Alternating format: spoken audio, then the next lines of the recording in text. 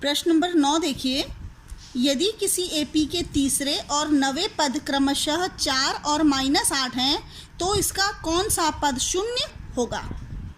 आपको क्या चीज़ दी हुई है पहले उस पर ध्यान दीजिए। आपको दिया है कि तीसरा और नवा पद क्रमशः 4 और -8 है, मतलब कि तीसरे पद का मान बोलिए, तीसरा पद कितना है 4 है, ये आपको पहली चीज़ दी है। और नवा पद क्रमशः मतलब बाद वाली जो संख्या है वो -8 है, तो यहाँ पे लिखिए नवा पद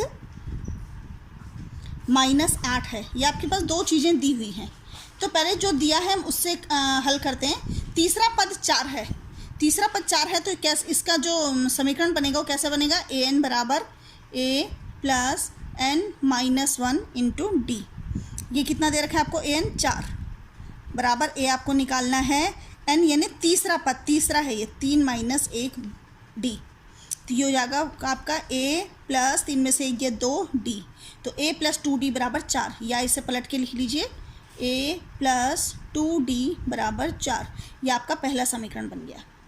यहाँ से दूसरा बनाएंगे, नवा पद -8 है, वही सूत्र लगाइए वापस, an बराबर a plus n-1 into D.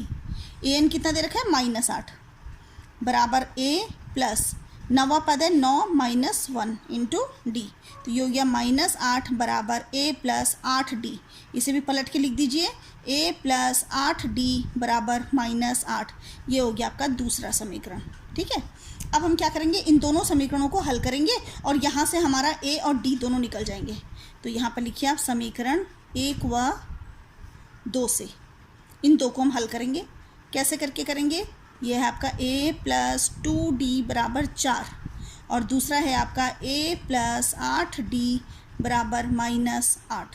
इन दोनों को हल करने के लिए समीकरण को हम घटा देते हैं, तो ये घटाने का चिन्ह आ गया, और यहाँ पर घटाना है तो यहाँ पर चिन्ह उल्टे कर दीजिए, तो ये आपका कैंसिल हो गया।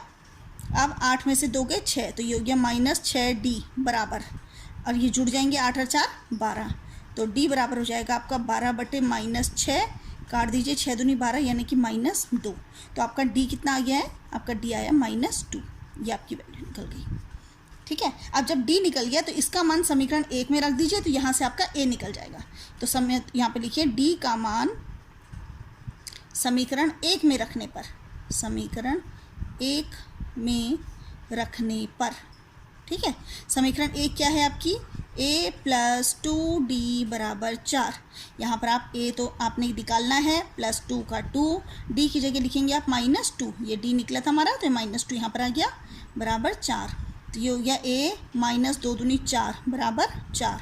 तो a बराबर कितना हो गया, 4 तो है ही है, ये -4 इधर जाएगा तो +4 हो जाएगा, यानी कि हो गया आपका 8। तो आपका a निकल गया है a बराबर 8। ये आपके इस तरह से आपकी दोनों राशि निकल गई, d भी निकल गया सर्वांतर और ये a भी निकल गया ना, प्रथम पद भी आपका निकल गया। तो जब आपको ये दोनों चीज़ें पता हो गई हैं, अब आपका ज़रा प्रश्न फिर से देखिए। आपको प्रश्न में दिया है इस एपी का तीसरा और नवा पद दिया हुआ है, तो इसका कौन सा पद शून्य है, कौन सा पद, इसका मतलब आपने n निकालना है, यानी पद ये आपको निकालना है।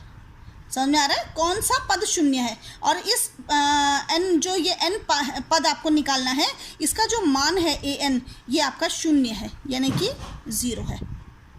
समझ में आ रहा है। तो आपको सबसे पहले क्या क्या चीज़ें दी हुई हैं जरा इस पर ध्यान दीजिए। आपको n निकालना है, an शून्य आपको दिया है, d आपको पता चल गया है -2 और a भी आपको पता है 8। ये चीज़ें आपको दी गई हैं, ये आपका गिवन है। तो यहाँ से आप निकाल लेंगे, लगाएंगे वापस सूत्र।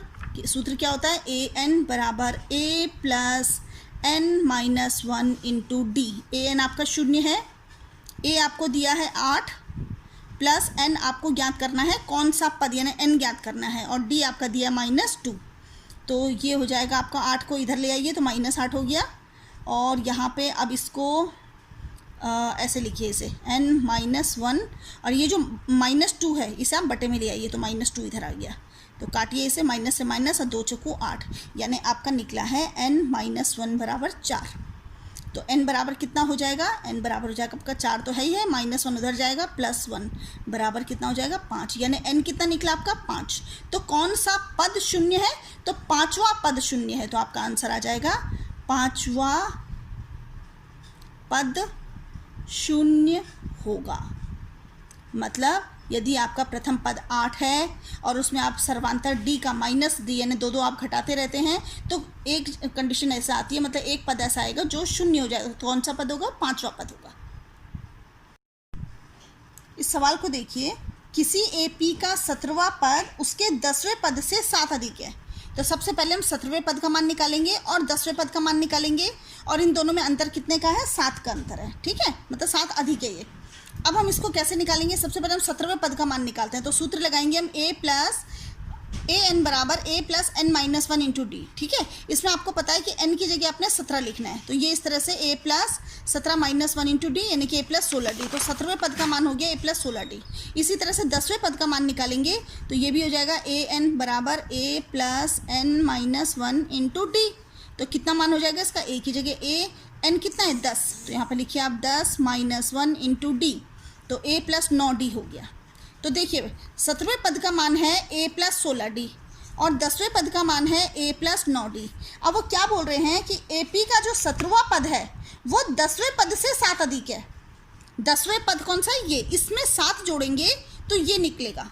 तो अब अकॉर्डिंग टू क्वेश्चन यानी प्रश्नानुसार क्या बोल रहे हैं कि जो ये 17वां पद है a प्लस 16d ये किससे अधिक है? इससे अधिक है, यानी कि a प्लस 9d से अधिक है। और कितना अधिक है? 7 अधिक है। तो इस तरह से आपकी ये समीकरण बन जाएगी। अब इसमें आप ऐसा करिए, जैसे ये a है, a से a कैंसिल हो जाएगा, इधर बचा आपका 16d माइनस, इसको इधर ले जाएंगे तो माइनस हो जाएगा 9d बराबर 7। 16 में से 9 गए तो 7, ये हो गया 7d बराबर 7। तो d बराबर कितना हो जाएगा? 7/7 कट जाएगा तो 1, यानी d बराबर कितना हो गया? 1। तो बहुत ईजी था ये सवाल। तो ये d क्या था? आपसे पूछा था कि उसका सर्वांतर ज्ञात कीजिए, तो यही है इसका सर्वांतर